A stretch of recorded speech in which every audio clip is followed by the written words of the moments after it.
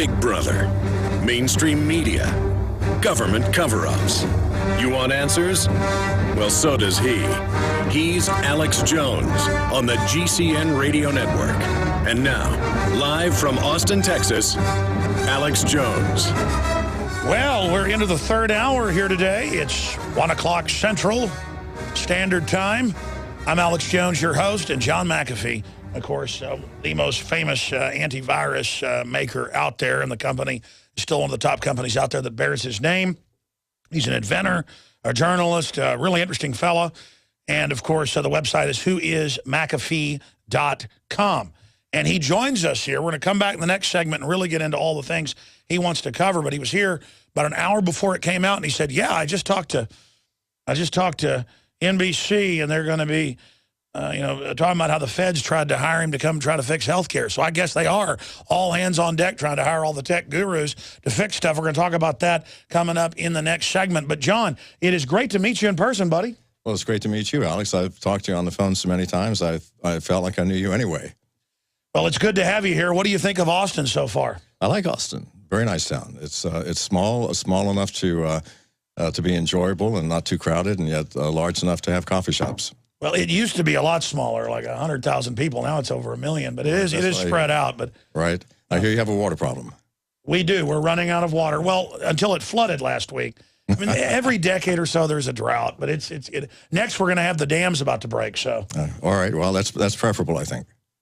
I think the prettiest places in Austin would be down on, say, the Colorado River. Have you seen that yet? I have. Beautiful, beautiful. Like I think that's the river I'm staying on. At the Four Seasons, I've got a beautiful view of some river. There were punters out this morning. So, what do you want to get into? I mean, obviously, we'll talk about Obamacare. That's the big breaking news. We'll get an update on Brazil, NSA. You say there's more than just the NSA spying on us. Well, obviously. I mean, if the NSA is spying on us and they're just one covert branch of the government, then everybody has to be. It'd be ridiculous to have the NSA spying on the U.S. population, but the CIA and the FBI and other covert arms not doing it, or the military.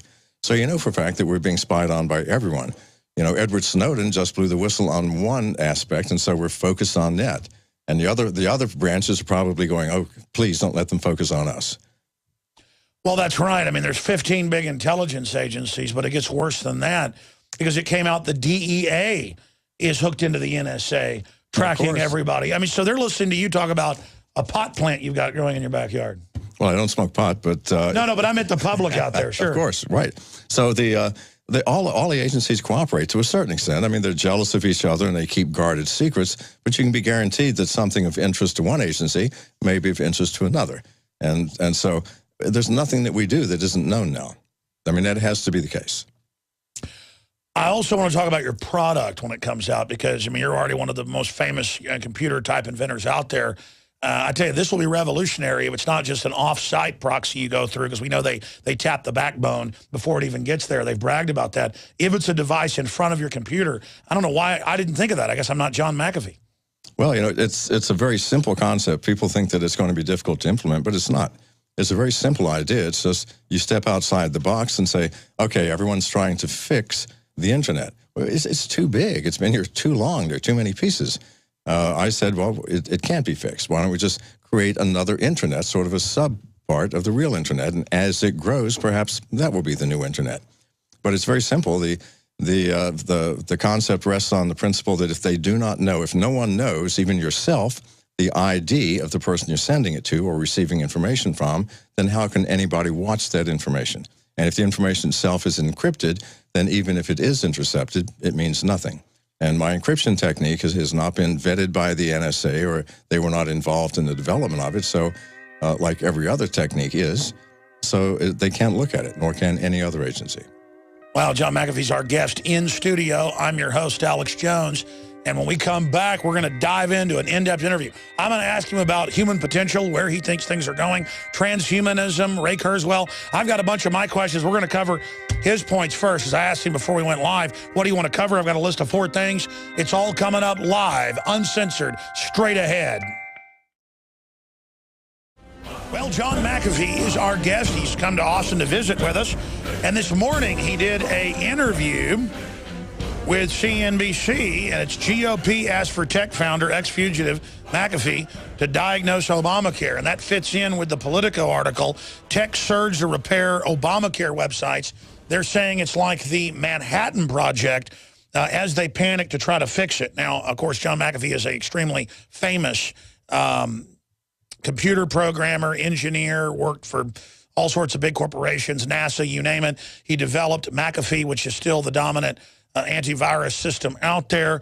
He's also been better known lately for escaping out of the kleptocratic area of Belize and exposing connections to the communist Chinese, Muslim terrorists, you name it, riots plots.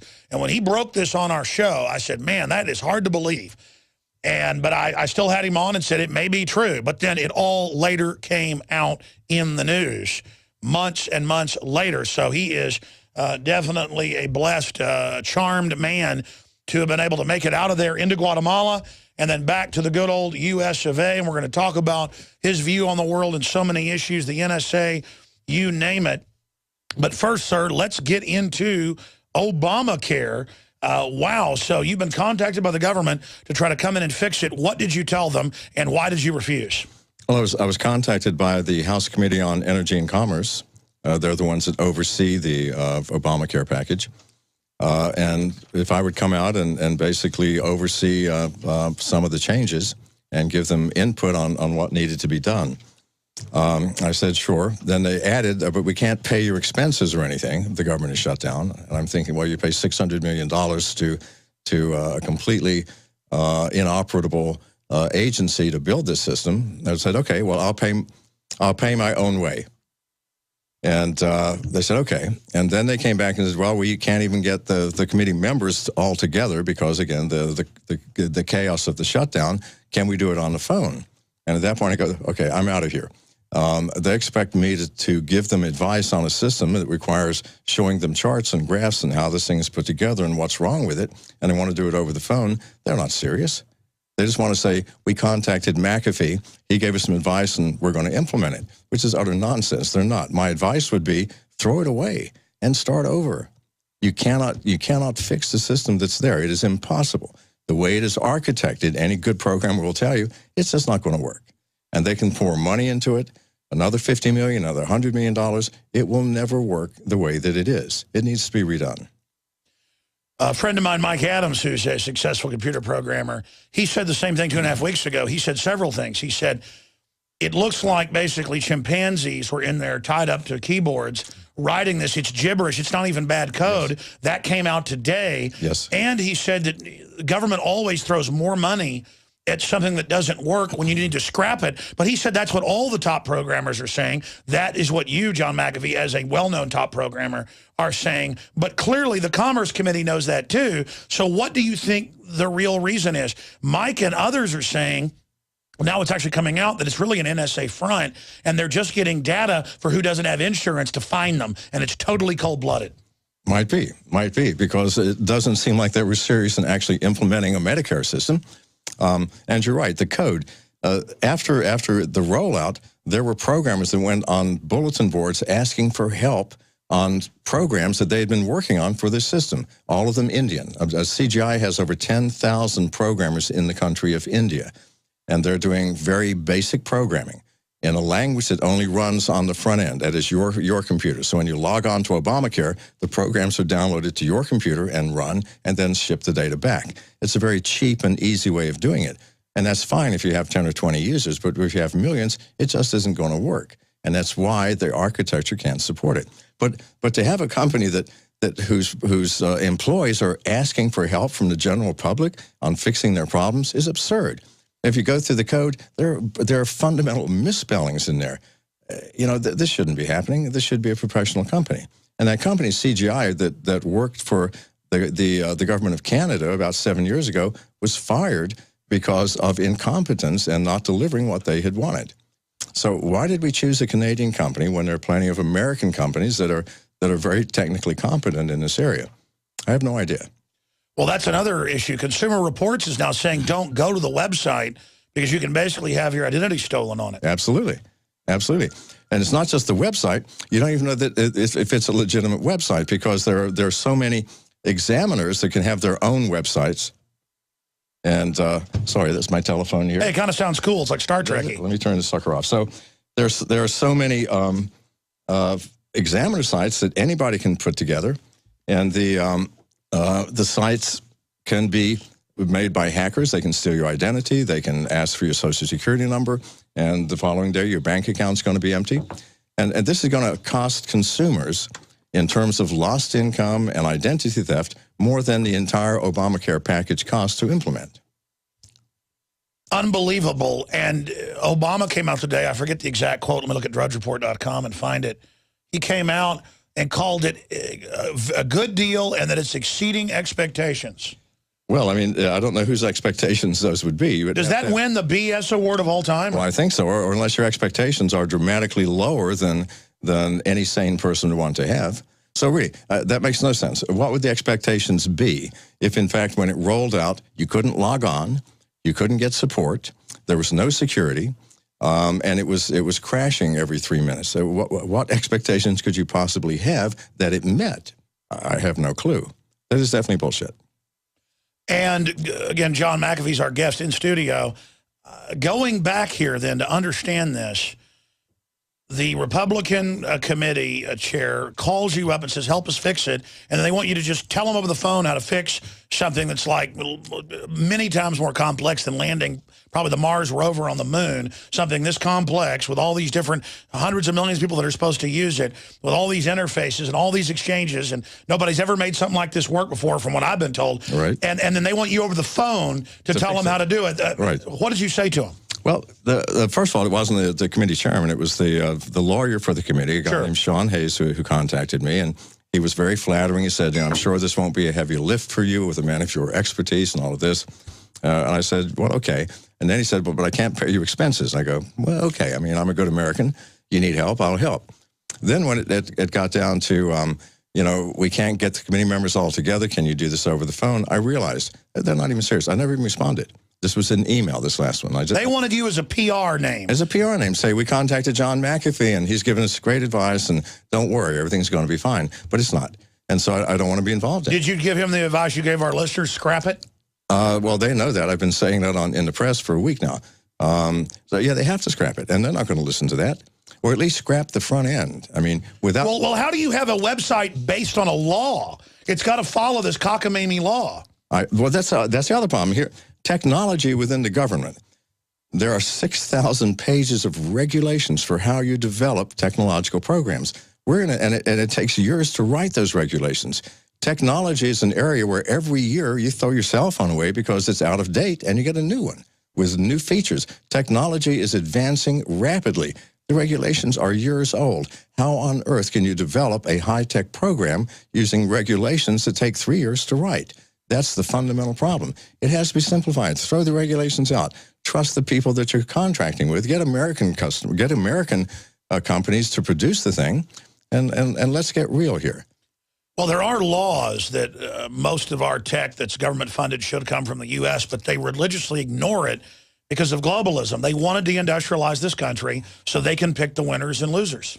Absolutely. Absolutely. But given that, then you can't complain when your systems don't work. You can't complain when, and I'm not putting down Indians, by the way, or India. They are very intelligent people and great programmers, but CGI takes them and puts them through a 3-month training class, 3 months, and expects them to now produce miracle code. It doesn't work. And then connect it with all the other code. And connect it with all the other code. It's like, sure, that's a very cheap way of doing it, and you're going to get a lot of code, but then how on earth do you fix it? This is the problem. But I've talked to programmers that say, and now it's in the news, that it's just gibberish, a lot of it. Like people just gave up and delivered crap. They did, because they were under the gun for time. It has to be done. It has to be done. I know how that works. You're a programmer, and you don't even understand what the problem is, and you're trying to fix it.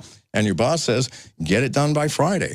Well, you get it done by Friday, and you turn it in, and you hope no one ever runs that program to find out that it doesn't work. That's like homework you do on the school bus. That's it. On the way. You're just scribbling as fast as you can. Going, I hope the teacher doesn't read this. But unfortunately, we do on these programs, and they are going to get found out. Well, yeah, I mean, it's not like Common Core where they teach the kids 2 + 2 = 4. A computer's got to have it right or it won't work. Absolutely. I guess the and banksters... 100% right. Exactly. I guess the banksters and the globalists have finally tried to feed their con artist bull into a computer. That's it. And it's not working. it's certainly not working the way this was implemented. Oh, man. So what do you think's going to happen? He's now trying to blame Republicans and people that don't like socialist health care for the website failing. He did that in a speech today. Well, you know, you can blame the manager of the technological program and nothing else. CGI is responsible, period, for delivering a working program. They did not, because really it was unrealistic given the way that they did it. And they did it in order to make money. I understand that. You've got a certain income. You have $100 million that the government's paying you. If you can get it done for $500,000, you have a 99.5% profit margin. But now CGI is going to get more money to fix it. Which they can't. And they're going to use those same programmers because you can't use new ones to fix an existing program. Whereas if they threw it out, grab some really decent programmers, I mean, very top-notch programmers, because Well, don't tell them how to fix it. We want it to fail. Anyway, it doesn't matter. They're not going to listen to me, okay? John McAfee, we're going to break. Incredible to have this guy in studio with us. We're going to come back and let him continue on that point. Then the NSA, his device he's coming up with very soon that I hope to sell here, and a lot more. Stay with us. I'm Alex Jones, Infowars.com and PrisonPlanet.tv. WhoisMcAfee.com is his site. John McAfee is really amazing in person. And you saw the media hype and the demonization of him when he was down in Belize. But we need to do a part 2, maybe for the nightly news with you, where we go back and show how all the stuff you talked about with us earlier this year, or I guess last year, all of it later turned out to come out. It was like a James Bond movie or something. So we'll have an update in the next segment with Mr. McAfee with us. Again, I'm Alex Jones, if you just tuned in. But continuing with healthcare.gov, I mean, I understand as a top programmer, you know, reportedly genius level by the media and all the stuff you've invented over the years, that you look at this and you say it could be fixed. My issue is, I've talked to other programmers that are very smart as well. They say there's no way government didn't know this was a piece of crap and wasn't going to work. What do you think's really going on here?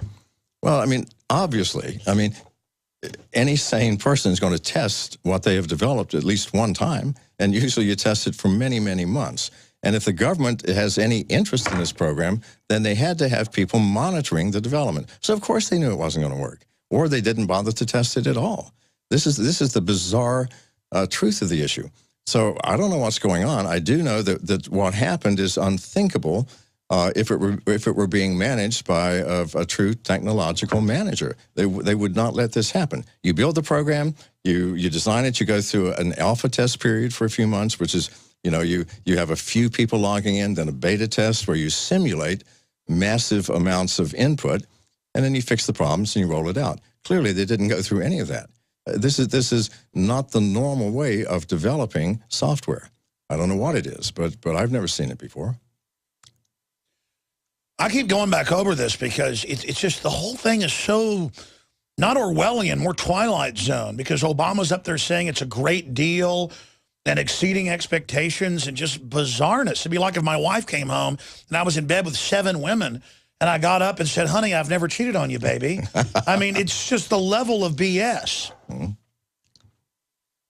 Well, you know, by the way, that is the standard approach. I mean, if your wife does catch you in bed with a woman, you deny it. I mean, it's a fact. Never, ever admit. So I guess it is, like Bill Clinton said, deny. Right. So I guess it is literally, what's the term they use for that in the Pentagon? Gaslighting. That's it. That's it. So, you know, I really don't have a clue. I am not politically connected. I can tell you everything you need to know about computers, software, networking, security, but I don't have a clue. What do you think about something's wrong and it's not going the way it should? What do you think about the whole NSA thing being exposed? We know that's been going on for a long time, but why now is it getting exposed, and where do you think it's going? Well, it's getting exposed because someone, Edward Snowden, said something and showed us. Now, he's hiding out in Russia now, unfortunately, Russia. However, why are we worrying about the NSA? It's every single covert agency of the government, and there are 15 or 20 of those agencies. And you know for a fact that if one agency is spying on us, that they're all spying on us. This is a fact. And they all share information. So the CIA, the FBI, Army intelligence, they are all watching us. I know this. I've known this for years. If I say something, people go, oh, you're paranoid, you're crazy. And it takes someone like Snowden to pop up and show us, and we go, oh, my God, the NSA is spying on us. Well, duh. Of course they are. They have been for years. Well, talking about CGI, they do the Pentagon's most complex systems, so they obviously knew this wasn't going to work. So therefore, it was done by design to put off Obamacare and only bring in the fine part. I think clearly it's just there to fine people. It's entirely possible. You know, I don't know for a fact, but something is going on that is not sensible, not to the mind of someone who's been developing systems like this their whole life. So you could be absolutely right. Let's shift gears into your device. I can't wait till this comes out. And we were talking during the break about the government won't be your biggest problem. Who will be your biggest problem with your device that blocks the NSA? I think the music industry and the TV industry, they are so paranoid about intellectual property. That is, please don't let anybody make one copy of my music or my video. And yet statistically, I mean, if you look at the figures, the music industry and the television industry and the movie industry has never made more money than they are today, with all of the piracy that's going on. And also statistics say that people who pirate videos are the most purchasers. They pay them more money for the ones that they do want. So they have no reason to be doing what they're doing. But I guarantee you there's already been comments made that this is a dangerous product and a dangerous idea that they're going to try and block it. I want to talk about this when we come back in the long segment because it tortures me. I have an old TV, not that old, like 5-6 years, that has a DVD player on the side that I've run in the garage on the treadmill. It broke that DVD player. So I went and got another one, plugged it in, and it gave me a message and said, you're not allowed to run another device in this, anti-piracy. And these are bought DVDs. Right, I understand. And then I have all this other equipment in here for TV where we're trying to put on a show. Right. And I'll buy the equipment. It's my show. It won't let it run over a television. Right, and I can buy a DVD from Australia and pay for it legitimately, and it will not run on my American DVD player because it's a different region. So it's stopping technological development so that they can kleptocratically make more money, and instead they're screwing up all the devices like Dr. Stallman talks about. We'll be right back. Stay with us. John McAfee, the legendary anti-virus software engineer and mogul, is here in studio. Who is McAfee.com. This is his very interesting and informative website. So you can go there and check that out. And it has lots of guns. We're going to talk to John in a minute before we get back into his new device he's developing. Sounds very interesting. During the break, he was telling me about it. We went down with an open carry at the Alamo, over 1,000 people with guns Saturday, and it made national news. That was certainly fun, to openly exercise our right to self-defense and deprogram all these people who think you shouldn't own guns. We'll talk to him about guns as well. Before we go any further, don't forget we have InfoWarsStore.com. And this broadcast is listener-supported. So I sell the very best products that I've researched, that I believe in, that I think are high quality for you and your family at the lowest prices, like Pro One, Pro Pure, stainless steel systems, the entire family of Pro Pure systems, the lowest price anywhere already, 10% off, promo code WATER at InfoWarsStore.com. Or call toll-free 888-253-3139 if you have any questions or comments or want to order over the phone. Or you can also find out the listings and prices online and then order via snail mail at P.O. Box 19549, Austin, Texas 78760. And, of course, there's hundreds of books and films and hard-to-get titles at InfoWarsStore.com as well. And there's InfoWarsHealth.com and InfoWarsLife.com with all the great products like InfoWarsLife.com and our maiden product, deep research for years on this with scientists like Dr. Group. And I went and did the research, filed at the National Academy of Sciences, you name it. This is the only nascent iodine that's put through this patented system to atomize it down to its absolute most basic elemental form of atomic iodine. And let me tell you, it is something else. So InfoWarsLife.com. It is sold out. We'll have more in about 2 weeks. So get in line to get it shipped out to you first. I'm sorry. They had to expand the size of their FDA-approved laboratory to be able to supply us. They've never seen anything like this. And so it's great. We're getting high-quality products out and funding our operation. It was just a little 40-year scientific, specialist installation that we had to do this. They weren't ready to mass produce it. But that is now happening. InfoWarsLife.com, or as I said, 888-253-3139. John McAfee is here with us, and whoismcafee.com is his site. So we got cut off by the break. you were getting into your device. I mean, if you tell the audience as much as you can tell them. You were telling me quite a bit, but I don't know if that was in confidence, about how revolutionary but also simple this is going to be and what it's going to do. The device is basically a hardware device that interfaces with your smartphone. You carry it in your pocket. It has no screen. It has an on-off switch and a little light to show that the battery is running, and that's it. And we have an application that runs on your iPhone or your Android phone that when you want to switch from the internet to the secure network, you press a button, and then you're now in our network, which is anybody else who has one of these devices within a quarter of a mile, you're communicating. And if you're in a city or a college campus, there may be thousands of those that are close by. It's an information sharing network. It's a file sharing network. So it's like a new internet or a private. It's like a new internet, and it'll start out small, of course, because everyone won't have these things. But eventually, I mean, you switch from the current internet to the secure internet over and over and over. And to begin with, you might not be able to communicate with someone in India, but after a year, when we get enough of these and the information is relayed, then it'll be just like the internet. But it'll be able to get on the net as the first reason to then protect your identity. That's absolutely. It protects your identity, and when you're on the secure part of the network, no one knows who you are. All of the data is encrypted, and it's encrypted by a technique that the NSA has not been involved in, so they can't break it, they can't get into it, and neither the sender nor the receiver. Let me guess, does it have to deal with holograms? It does not, no, sir. Okay. If it did, I wouldn't tell you, would I? No, I was talking to my dad about this, and he said, I bet it's a hologram interface or something. My dad's smarter than I am in some ways, but go ahead. No, so I'm not going to say, for the simple reason. No, obviously don't say. We don't want people to know. So it's going to be very secure. So neither the NSA nor the CIA nor the FBI nor Army Intelligence nor anyone can find out who you're talking to, what you're saying, and what you're exchanging, which is really what we should have that right anyway. Now you're a trailblazer in your own right, obviously, but other great minds are going to hear this, or they probably already thought of it. Even if they try to stop you selling this here domestically, it's going to be a huge international market, and then other people are going to make clones or knockoffs, and then other technologies. They're not going to be able to stop this. Well, they may stop me temporarily, of course. You know, they may say you can't sell this, and I'll say fine. You know, your control stops at your boundaries. You have Canada and Mexico and the ocean. I'll sell it everywhere else. It will have to get here eventually. Any technology which is beneficial will eventually get here. We know that. It just may take time. The music industry is going to raise hell and complain. The movie industry is going to complain. But, you know, the intellectual property has been way overplayed by them for the past 10 years. Well, think about it. They're trying to get world treaties that end free speech globally. For them, they are encroaching on our rights, of course, in the name of their rights. I'm sick of it. Absolutely.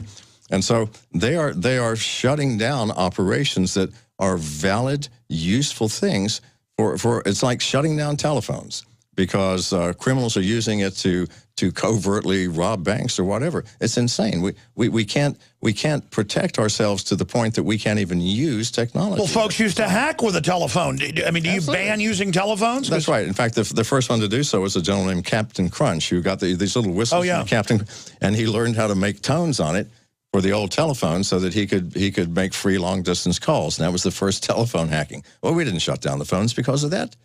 We didn't. We just arrested him. Isn't that the sensible thing to do? But now they're wanting us to shut down technologies like file sharing, which is very useful for everything. You have files, you've got photographs that you take on vacation that you want to share with your friends. You put it out in the cloud and they can share it. Well, do you want to stop that because people can put music that they haven't paid for on the net? And that's right. You can't have prior restraint. You know, I ran into anti-gun people at our Alamo open carry this Saturday, and they said, you know, my daughter got shot at Aurora. And I said, I'm sorry for your daughter. Yes. But statistically, crimes using guns are down 49% because the good guys having guns, Justice Department numbers. Right. They didn't even deny that, but they still said, well, it's still gun owner's fault this happened. And I said, if somebody stabs somebody, is it the knife maker's fault? Yes. Or if I sell somebody a car and they drive down the road and kill somebody, this putting the guilt on us when we didn't do it, it's just crazy. Well, you know, it's an authoritarianism. Absolutely. I've owned and carried guns ever since I was 12 when my father took me hunting for the first time. And he taught me how to handle guns properly and not to point them at people and how to load them and unload them. And seriously, for the past 10 years, I have never been without a gun except when I shower. And when I get paranoid sometimes, I don't shower, so my wife complains, you know. So, and I've never pointed a gun at anyone, certainly never shot at anybody. But it is, to me, a deterrent. If we all carried guns, I lived in a town called Rodeo, New Mexico, a small town of a couple of hundred people.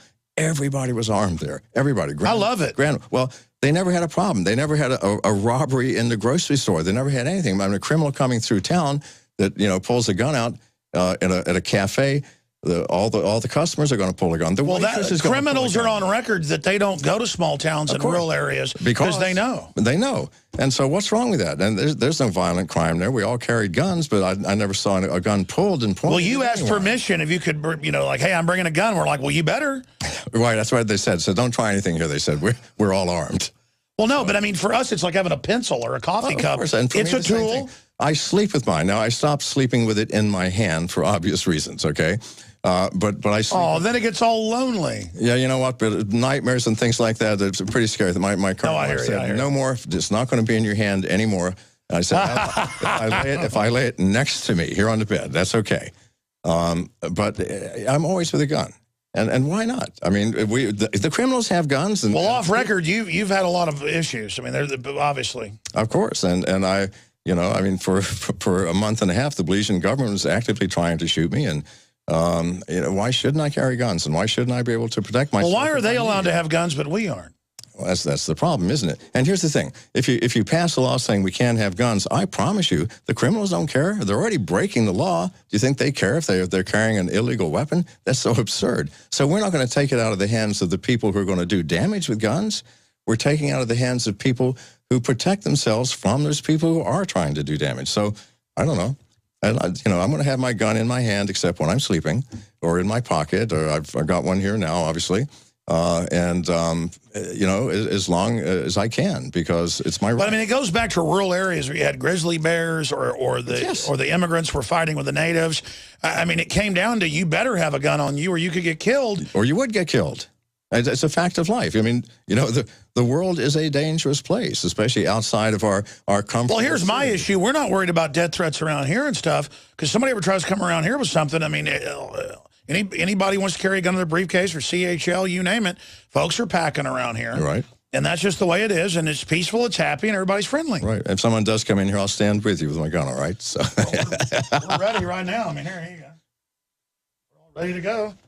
You know, I like revolvers myself, just because they're, you know. No, I do too, and I prefer the hammerless. Oh, really? I didn't even know that's what you had. But, well, I've got all kinds of guns, and I carry different guns for different occasions. It's loaded. Here, I'll let you. I notice yours is not. There you go. All right. There you go. I like a 357 just because in stressful situation. Well, it's loaded. I didn't see Oh, yeah. The 357, you know, in a stressful situation is good. It's got the best penetration for something like this. No question, but that's a little lighter to carry and smaller. Oh, it's beautiful. It's beautiful. So, and the hammerless variety, you know, so many times you pull your gun out of your pocket, not to point it at someone, just at the end of the day, and the hammer gets caught on your pocket. But look at our guns. They're friendly. They're hanging out together right there. We get a document cam shot on that. And in fact, we'll put them over here by you, and they can just have some time together. There you go. Then. All right, then. Look at that. That's like powerful. They're like exchanging. I have some 357s, too. I tell you what, the finest little carry gun is the new Ruger, that little micro 380. I know 380 doesn't carry a bunch of a punch, but, you know. It's, now, one of my friends' wives carries that in her purse. Yeah. Well, I carry one in each pocket sometimes because they're so light you can't see them. You don't even know you're carrying them. You know, 7 rounds, 380. 380 is not a bad gun. James Bond used the Beretta 380. Remember that in the first James Bond movie? They tried to give him a different gun. You're like an adventurer, aren't you? What made you go down to Belize? I guess adventure. Why not? You know, I think we might live once, just once. And if that's the case, I don't want to miss anything. I don't miss anything, Alex. Without getting into your security and things, you're traveling around the U.S. right now? I am. I'm traveling with security. And because of an incident that happened recently, I've beefed it up, and I'm traveling with some very serious security now. I did notice that. Well, that's a good thing. Yes. But I mean, going back, obviously, you were a computer programmer. I think worked at NASA in places, going over your bio. I mean, do you have any shadowy background that you think they might be after you for? You know, I mean, not shadowy bad, but secretive stuff. Well, I mean, I had a top secret security clearance for a while when I worked at NASA, and I did work on some black programs, but nothing that anyone would want to off me for. I think my biggest concern is police. You know, I ran afoul of the Belizean government, and I came back and I stated some things that maybe should not have been stated. That the Prime Minister ordered the death of Arthur Young, that John Saldivar was selling passports illegally. This is the Minister of National Security. He's in charge of the Army and the police, and of course the Prime Minister is in charge of everything. Well, they're not happy about that, and they're afraid that if I provide more evidence, the entire government will unravel. So obviously, I have to think that maybe in the back of their minds they would feel better if I wasn't here. I know you talk. Is that paranoia? May I ask you? No, I don't think that's paranoia. I mean, knowing what goes on in the government of Belize, what it's used for, how famously piratical it is. I don't know about those individuals, but I know that certainly I would be concerned if I had the entire Belizean mafia-style government angry at me. Right, and the other thing is that they have a longer reach than you might imagine. For example, there are American businesses that would love to do business in Belize for a lot of reasons. You can do illegal things there if you pay the right people, and your profits can soar. And in fact, the Belizean soccer team came to Portland, where I live, in July. And that's kind of weird, isn't it, to play soccer? And with them, there was an American businessman who had a private jet who was flying around John Salvador, and two other people, the head of the press office in Belize and a city councilman named Dean Samuels. And, you look at that and you think, well, I don't know, why did they come to my city? Why did the head of national security come to my town way up there, So I'm thinking, well, I don't know, maybe I should be cautious. And I am cautious. I don't call that paranoia. Well, I mean, you'd be stupid if you weren't. I would concerned. be stupid. And so as a result, when I go somewhere, people arrive in advance. They check things out. They look to see if anything unusual is happening. I change venues constantly. I tell them I'm going to be staying at one hotel and check into another. And when I arrive with some serious security. I mean, going back to Belize, you were talking about Muslims and certain countries and Ryerson. It was nowhere in the press, and then it had to be 4 months later. Exactly what you said about that came out, and you said that's one of the reasons they were after you. I mean, do you now know, have you figured out of all the reasons why you think folks were after you? They're after me because of what I knew, because, when they raided my compound in Orange Walk in May, shot my dog in front of my eyes, did $500,000 worth of damage, kept me handcuffed in the sun for 14 hours. By the way, I don't recommend that as something to do for fun, Alex. No, that hurts. That does hurt, believe me. I tried not to whimper the whole day, and I didn't. And then left, and then came back and said, are you going to, are you going to reconsider giving us a donation to the party? And I go, no, I'm not. I went to the press. At that point, I started handing out presents, computers that I had my own software on just to monitor things, okay? I gave them to all the government ministers and their secretaries and their aides, and that's how I found out what was happening. So you gave them a Trojan horse. I did. You made them think they'd won. You started giving them goodies. Absolutely. Absolutely. And just like the general public, they just take devices. They take devices. They don't think, well, who is this man? Well, I'm John McAfee, for heaven's sake. I invented computer security. You think I can't turn on your microphone on your laptop in your office and watch what you're doing? That's so trivial. Anybody can do it. So maybe in retrospect, it may have been a mistake. Because then you learned all the secrets. You were like your own private NSA. I learned all the stuff that's going on, and it was scary. And then I came back and I made the mistake of actually telling it on the blog. And so, yeah, you would be paranoid too if these people came up to your town and some shady American businessman with a private jet flying them all over America, showing up in your town. It's like, whoa. So maybe the next time I'm on your show, we will discuss this in greater detail. It might make a really nice show. Yeah, absolutely. I tell you, because an event did actually happen recently that caused me to more than double my security and start asking a bunch of very hard questions. I bet they're not happy they messed with you, though. Yeah, if they wouldn't have done that to your dog and all that stuff, would everything be fine? If they hadn't shot my dog, I think we could have fixed this. But you don't shoot my dogs. My dogs are family. I don't know how you feel about animals, but a dog is. Oh, I love dogs. Well, they're a member of the family. They provide protection. And I think they're maybe the best members of my family. Well, so they're certainly the most loyal members. Exactly. I promise you, he's never going to turn on you. Exactly. We'll be right back. Technology is rapidly increasing, to say the least. Some people like Ray Kurzweil believe that there's going to be a singularity. I believe you'll have a singularity in information and news first. or something approximating that, something getting close to it, where no matter what the system does, they're not going to be able to hide stuff anymore. And when they try to put out disinfo, that's going to be exposed. And that's already happening. The Pentagon PSYOPs head came out a few months ago and said they're in deep trouble. They're ordered to lie to the public, and the public's catching them. And the Pentagon said, we want to stop lying. And there were people freaking out during the Pentagon briefing that was streamed on the internet, getting up saying, we don't want to lie anymore. I mean, it was real. Sure. But I think at the higher level, they told them to do it to try to get people's confidence to go, we promise we won't lie anymore. But here is Ray Kurzweil, one of the Google execs, saying, meet the Google executive who plans to cheat death. Ray Kurzweil takes 150 vitamins a day so he can hold out long enough for invention of robots that will keep humans alive. Now, whether this is real or not, in my film Endgame that I made 7 years ago, I show all the quotes. They say humans are bad. They're going to establish world government, forcibly reduce world population. They're going to merge with machines and live forever. I didn't say that, as the New York Times said. I was quoting Kurzweil and others. Here he is back in the news today. This is the Daily Mail. What do you think of these things? Because whether it's feasible down the road or not, these people are maniacs who are anti-human. What is your take on it?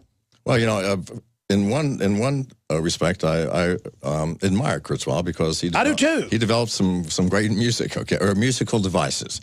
And the copying machine, or a bunch of other stuff. I'm not sure about the copying machine. Well, modern he's one. A scanner. Right, he's a brilliant man. There's no question about it. Yeah, I don't want to merge with the machine, quite frankly. I would rather become a little more human than I even am. I think we become machines by spending our days watching the television instead of watching the world around us. I agree. And I think that there's so much of modern life which turns us into machines that why bother making a mechanical device to connect with us? We're already halfway machines. I'd like to go the other way. And let's get a little more human. You know, let's have more personal face-to-face communication, and let's get out and shoot or do what we like to do, or just get some fresh air, jog around the block. How much of that is happening these days? It's less and less and less. And when it does happen, it's structured and it's formalized. So, you know, as I said, it's called quality time, to take your kids out in nature. Right. Well, quality time should be every moment of life, as I understand it, every single moment. And if you're not having quality time 24 hours a day, do something else, Alex. I agree. The revolution against tyrants is having fun, having friends, and not being in the cookie cutter system. That's it. Exactly. You know, getting into real life and take some risks, because to have any quality time is risky. It means you've got to get off of your comfortable sofa, out of your safe, secure house, and into a world which is unpredictable and unknown. It's a mystery. Well, isn't that how things were when you were a kid? Wasn't it great to get out and explore the mystery of life, the mystery of the world? Absolutely. Going to a friend's house and going out in the woods. You bet. Sneaking on some farmer's ranch and picking strawberries in your neighbor's backyard at night, without them knowing. Whatever. It's an adventure. It's life as it should be. We should all be children again. They're trying to insert us into these bubbles where they bombard us with nothing but their propaganda to keep us from seeing the wider universe. All right. Well, that's how they control us. See. If you see the wider universe, you're going to ask questions, aren't you? Like, what the hell are you saying? You're giving us garbage about Obamacare. But if all we get is the news, some of us are going to believe it. You can fool all of the people some of the time. But you're talking about singularities. You can't fool all the people all the time. What do you think of a singularity? I mean, do you think that really will come? I think it's happened in many cases. I think this is evidence of it here. We have something which is so obviously broken and improper that the president is saying, well, this is what I expected. It meets expectations. So it's a con artist singularity. Absolutely. It's like a magician, doing a trick. Don't watch what the left hand is doing. And if we don't watch what the left hand is doing, we go, wow. Hold on, we got a 1 minute break. I got to do 5 minutes overdrive. John McAfee's our guest. Who is McAfee.com. Wow. This guy's really interesting. Thank you for listening. Man, this Obamacare video, we've got it up on Infowars.com with this woman falling over. She's acting like a zombie. I mean, it's just getting weirder and weirder. And at his events, women will start collapsing everywhere like he's Elvis Presley. I mean, it's getting weird. Was fainting woman an Obamacare staged event? Steve Watson asked, up on Infowars.com. Bizarre mind control caught on camera with a woman saying that Congress is the devil. She's like programmed and goes into some trance. I don't usually cover stuff like this, but it's so weird. Top Democrat opens the door for Social Security cuts, Kurt Nimmo. I never got to this today, but we'll play it on the nightly news or get Mark Dice on tomorrow. Americans signed petition to support Nazi-style Orwellian police state. They're asked that if it's for Obama. So it's what you were just saying before the break. John McAfee, legendary programmer and the inventor of antivirus software, the whole concept is here with us. We only got 4 minutes left. You were talking about the singularity of BS we've reached, where now they say this Obamacare is wonderful. The site works better than we thought. Are they trying to overthrow reality by almost polluting things with so much disinfo? People kind of go into learned helplessness? Well, you know, at first they do, but I think you're going to find something else. You know, the common man ultimately is smarter than we give them credit for. At some point, everyone is going to look at each other and think, wait a minute.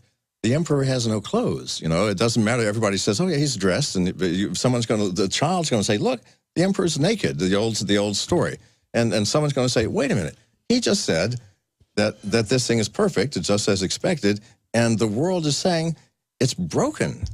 So at some point, we're all going to look at each other and go, "All right, it is bullshit, isn't it?" And trust me, that's what will happen. And that's when the overthrow, I don't mean the armed overthrow. I mean, we go to the polls and we recall everybody. And a mental overthrow. A mental overthrow. A mental overthrow. And then we look at ourselves and we take responsibility and realize what we've done. We have allowed this to happen through fear. We're afraid of the terrorists. We're afraid of the Muslims. We're afraid of everything. And we've allowed to be created you know, the Homeland Security and the Transportation Security Administration, and all the things that, you know, I have to get halfway undressed every time I like to get here. Halfway undressed to go through security. Well, that's really bizarre. And at some point we go, no, wait a minute. I'm not going to be afraid anymore. Recall these people. Boot them out of office. Let's change what's happening. We are Americans. We still have a Constitution. Let's adhere to it, and let's make use of it. We have the right. You think we can't recall our congressman? We can. Go to the polls, sign some petitions, get things changed. I agree with you. We've only got about a minute and a half left. John McAfee here visiting us in Austin, Texas. I think this has been a legendary interview. Whoismcafee.com is your website. Any other points that after this interview's over you wish you would have made? You know, I think none, other than, you know, when the music industry does rise up against me, when this product comes out and says this is a dangerous product, you know, make your voices heard. I think they're dangerous, trying to bully our freedom, of course, and preemptively tie us up because we might do something wrong. Absolutely. They've allowed so many technologies to die because they were a threat to that industry. Well, I want those technologies. I would like to have the right to freely share information. Let me do that. The risk, if there's a risk, well, that's too bad. Well, if I commit something, then I get in trouble. You don't, like John McCain said, they'll remote control kill your computer if they think you've downloaded a song illegally with no judge or jury. They'll destroy your computer with no proof because they feel like it. Of course. Why not? I mean, they have the power. That's the issue. They have the idea. Well, why not? I'm doing it for the better good of everybody. Like, I know what you need, Alex, and I'm going to do what's right for you. Don't you worry about thinking and choosing things for yourself. I will decide because we know what's right. Or they don't know what's right. Well, that's called slavery. That's indeed. Slavery in every aspect. It starts with mental slavery, where we actually believe the nonsense that we're being Amazing. told. John McAfee, good to know you personally. Folks, Lord willing, we'll be back tonight, 7 o'clock Central, InfoWars Nightly News. Get your subscriptions at prisonplanet.tv. And for everybody, we'll be back tomorrow, 11 a.m. Central, with the syndicated radio broadcast. Obamacare is a dud, even if he says it isn't.